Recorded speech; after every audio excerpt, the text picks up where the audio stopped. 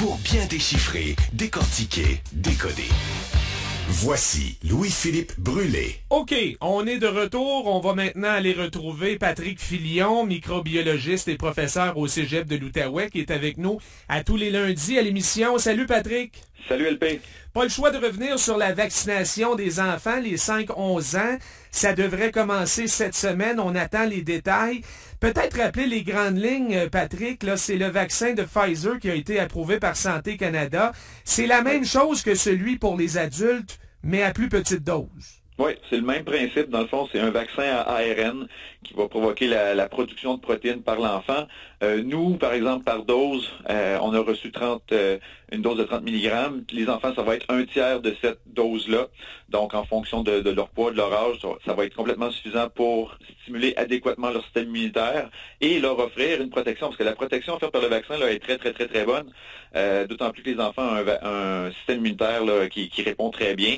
Donc, c'est un vaccin qui est efficace, qui est sécuritaire et qui va permettre, là, c'est quand même 650 000 enfants potentiellement là, qui peuvent recevoir le vaccin, donc d'être protégés. Et en même temps, ça va augmenter la couverture vaccinale pour l'ensemble de la population, ce qui pourrait mener là, à un relâchement des mesures, là, moi j'imagine peut-être au printemps, là, à la fin de l'hiver. Oui, c'est ce que promet encore une fois le ministre Dubé en disant après la vaccination des 5 à 11 ans. Ouais. Évidemment, ça dépend du taux, là, mais on vise 80% et plus. On va pouvoir lever la majorité des mesures, peut-être sauf le masque. Oui, dans les endroits peut-être publics où on a des contacts peut-être plus étroits, mais ça serait quand même une avancée. Puis on va voir aussi comment la situation évolue dans les hôpitaux et tout ça. Mais il faut commencer à croire là, ou à voir, disons, la fin un petit peu là, de la pandémie. J'espère, là. J'espère pas m'avancer pour dire des niaiseries, mais je crois qu'on peut commencer à espérer. Là. Le vaccin serait efficace, là, celui des enfants, à 91%, 90,7% pour être précis, selon Santé Canada. Ça, c'est après 2 doses, Patrick. Oui, c'est toujours après 2 doses pour avoir une couverture complète. Donc, une première dose, puis on parle de quelques semaines, quelques mois plus tard, une deuxième. Donc, on aurait une protection environ de 90%, ce qui est quand même très bon. Puis, on peut s'imaginer aussi que les enfants risquent d'avoir une mémoire immunitaire qui va être un petit peu plus longue. Tu sais, on voit, par exemple, pour les personnes âgées qu'après quelques mois, ça diminuait. Oui. Mais les enfants ayant un système immunitaire beaucoup plus actif, on peut s'imaginer que ça va être un petit peu plus durable. Donc, il y a quand même beaucoup d'aspects positifs à la vaccination. Il ne faut pas oublier qu'il y a peu d'enfants, oui, qui vont à l'hôpital et tout, mais il y a quand même des enfants qui ont eu des problèmes sévères, graves. Donc, on n'est pas obligé d'attendre que ces enfants-là aient des problèmes graves dû à un virus qu'on pourrait prévenir avec une vaccination. Ils auront donc une dose avant les fêtes, les enfants, et non 2. La deuxième, là, on va laisser 8 semaines entre les deux. Ça va être au retour, là, quelque part, je sais pas, moi, janvier, février, on verra. Après une dose, il y a quand même une efficacité intéressante, Patrick? Ben, il va y avoir une protection, dans le fond, ça va stimuler leur système immunitaire. Donc, dans l'éventualité, par exemple, où les enfants entreraient en contact avec le vrai virus entre leurs 2 doses, au moins, ils auraient déjà certaines cellules qui auraient été stimulées. Donc, la protection, sans être parfaite, pourrait être suffisante, encore une fois, là, pour éviter les cas les plus graves et pour, dans le fond, protéger un petit peu les enfants. Donc, c'est quand même très, très bien d'avoir au minimum cette dose-là, quitte à avoir la deuxième plus tard, mais clairement, la première dose là, va peut-être éviter là, des éclosions un petit peu plus importantes là, pendant le temps des fêtes, là, où les familles vont se réunir et tout. Hein. Oui. L'inquiétude des parents, ce sont les effets secondaires, évidemment. Oui. Qu'est-ce que tu peux nous dire là-dessus? Oui, ce qu'on peut voir pour l'instant, les effets secondaires pour ce vaccin-là chez les enfants sont similaires à ce qu'on voit là, pour la plupart des vaccins que les enfants et même bébés reçoivent. Donc, on peut parler par exemple de fatigue, un petit peu de fièvre, des trucs comme ça. Donc, rien de majeur. C'est sûr qu'on parle encore un petit peu de certains cas quand même assez rares d'inflammation au niveau du cœur, mais c'est très, très rare, puis c'est bénin aussi. Donc, ces effets secondaires-là, il faut comprendre que le système immunitaire répond à le système immunitaire pense que c'est une infection, un vaccin. Lui, il répond comme si c'était une infection. Donc, ce sont des symptômes normaux d'une infection. Donc, il n'y a rien de problématique ou de dangereux face à ça. Donc, faut disons, j'ai plus confiance au vaccin que d'attendre d'être infecté par un vrai virus qui, lui, peut causer des dommages. Puis on connaît même pas encore une fois les effets à long terme de cette infection-là. Donc, je pense que c'est une bonne chose si on peut vacciner les enfants, d'autant plus que beaucoup des éclosions sont dans les écoles, justement. Donc, ça serait très, très bien. Là. Oui, j'ai vu que dans les études, il n'y avait eu aucun effet secondaire grave. Non, chez les adultes, il y en avait eu un peu. Est-ce que c'est parce que la dose est moins forte ou qu'on a moins poussé les études chez les enfants ou c'est parce que les enfants répondent mieux? Les enfants répondent mieux. Pour les adultes, il peut y avoir plein de facteurs aussi qui prédisposent aux complications. Donc, ça pourrait être des facteurs qui expliquent pourquoi les enfants n'ont pas vu d'effets secondaires graves, tandis que chez les adultes, on a vu, bon, il y avait même eu un décès face au vaccin de AstraZeneca. Donc, c'est vraiment, encore une fois, des différences au niveau des facteurs de risque, des conditions préexistantes chez les patients. Donc, pour l'instant, chez les enfants, avec les études qu'on a fait, il n'y a aucun problème grave qui a été soulevé. OK, alors on verra le plan de match là, des gouvernements Québec, Ontario. Je sais que c'est supposé commencer cette semaine, donc sûrement un point de presse dans les prochaines heures, probablement demain. Allons ailleurs un petit peu. L'Autriche confine à partir d'aujourd'hui l'ensemble de sa population pour au moins 20 jours de ce que j'ai vu et rend la vaccination obligatoire à partir du 1er février. Pourquoi on est rendu là en Autriche et dans d'autres pays également en Europe? Oui, on voit que le gouvernement autrichien a serré la vis et pas à peu près. Dans le fond, le taux de vaccination là-bas est de 66 Puis si on regarde la population de l'Autriche, c'est à peu près 8,9 millions. C'est quasiment comme le Québec jusqu'à un certain point. Là. Puis nous, on est à peu près à 80 là, de vaccination, population totale. Donc, c'est même plus que ça pour les personnes vaccinables. Ça représente quand même 1 million de personnes de différence. Donc, la propagation de l'infection a recommencé. Là, on parle de milliers de cas chaque jour, jusqu'à un certain point, une certaine perte de contrôle. Donc, les habitudes, disons, de vie là-bas, certaines mesures qui avaient été peut-être relâchées un peu trop rapidement et un taux de vaccination qui n'est pas suffisant pour bien protéger la population. C'est une combinaison de facteurs. En Autriche, bon, le taux de vaccination est plus bas, oui, mais on avait enlevé, je pense, presque complètement les mesures sanitaires rapidement. Oui, on en a enlevé plusieurs, puis le respect des mesures en place était plus ou moins grand. Parce que si on compare, par exemple, avec des pays comme le Japon, où le taux de vaccination n'était pas extraordinaire, mais il y a une très, très forte adhésion aux mesures, par exemple, comme le port du masque et tout ça, l'hygiène, c'est moins dramatique. Donc là-bas, il y a une espèce de...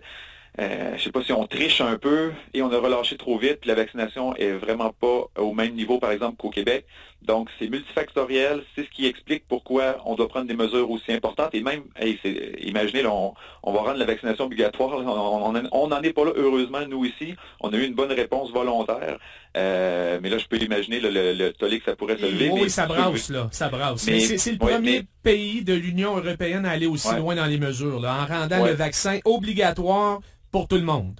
Mais on a déjà vu une augmentation des inscriptions pour les vaccins, donc cette espèce, je veux dire une menace quasiment, là, parce que c'est pratiquement ça. Là. Les gens répondent, préfèrent y aller volontairement avant que ça devienne obligatoire, puis peut-être justement éviter une crise là, pendant le temps des fêtes et l'hiver là-bas. Là. Bon, hey, on va sortir de la COVID un petit peu.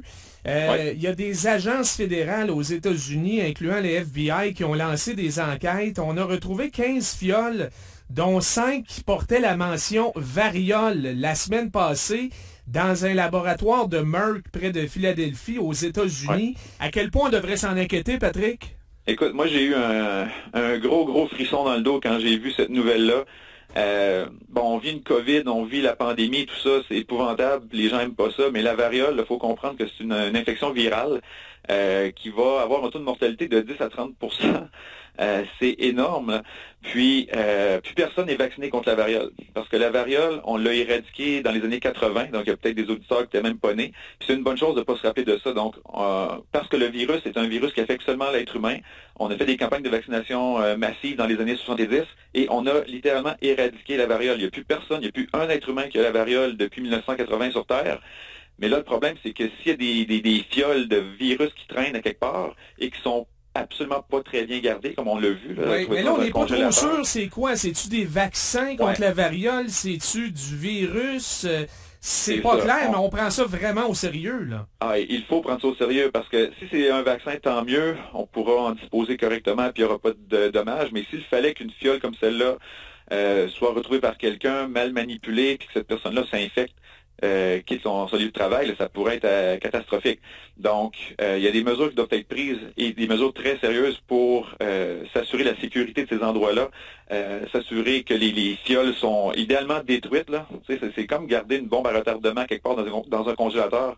Moi, je te passerais ça à l'autoclave, donc à une stérilisation, pour s'assurer que ça ne revienne plus jamais. Mais en même temps, les scientifiques en gardent au cas où, justement, une éclosion apparaisse et qu'on puisse utiliser ces virus-là pour en faire des vaccins par la suite. OK, c'est pour ça. C'est gardé en principe là, seulement à 2 endroits dans le monde. Oui, écoute, j'enseigne ça fait 20 ans que j'enseigne, ça fait 20 ans que j'en parle. Là. Donc, c'est au CDC à Atlanta où on garde des échantillons du virus.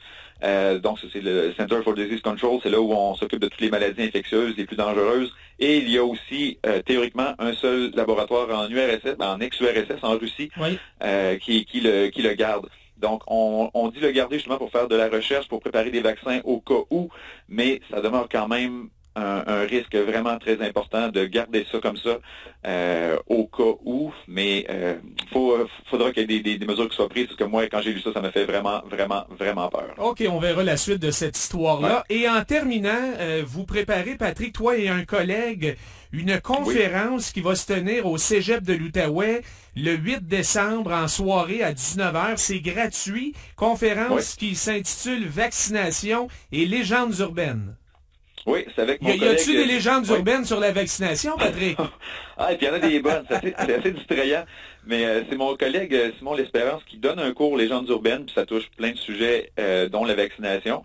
Et on a décidé d'en faire un. Puis il m'invite souvent là, pour le volet vaccination, je vais dans son cours, puis on en jase. Puis c'est le fun. Donc, on a décidé de faire ça grand public avec justement la vaccination des enfants qui va commencer bientôt. On s'est dit peut-être que ça pourrait répondre là, à des questions des parents ou de la population en général. Donc, c'est gratuit. C'est à l'auditorium.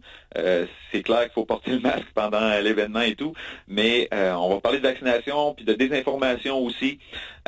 Donc, c'est un rendez-vous. C'est le fun, c'est gratuit. Donc, venez voir ça. Ça vaut la peine. Donc, il y a un volet où vous allez raconter des choses que vous avez vues, entendues. En même temps, il y aura une période de questions, il y aura une période interactive avec le public, c'est ça? Ah oui, les gens pourront poser toutes les questions, on va répondre à tout. On est là pour ça, ça va nous faire plaisir. Donc, c'est de parler justement de l'importance des vaccins, mais de toute la désinformation. Quand on parle, par exemple, de toxicité, il y a des gens qui disent qu'il y a des produits chimiques dangereux dans les vaccins. Mais si tu regardes, par exemple, quand moi je mets du sel sur mes patates, c'est du sodium qui est un explosif, puis du chlore qui est un poison. Mais les deux ensemble, ça fait du sel de table. Donc, des fois, les gens regardent un ingrédient dans un vaccin puis ils disent « Oh my God, c'est la fin du monde, on va se faire empoisonner », mais c'est pas la même chose c'est pas la réalité. Il faut comprendre les notions de toxicité. Donc, on va expliquer ça aussi, tout ce qui est véhiculé sur les réseaux sociaux, là, qui est un peu mensonger ou mal informé, on va le dire comme ça. Il y a de la matière en masse pour une conférence comme celle-là, on s'entend là-dessus. Donc, le 8 décembre à 19h à l'auditorium du Cégep de l'Outaouais. Est-ce qu'on doit s'inscrire d'avance, Patrick?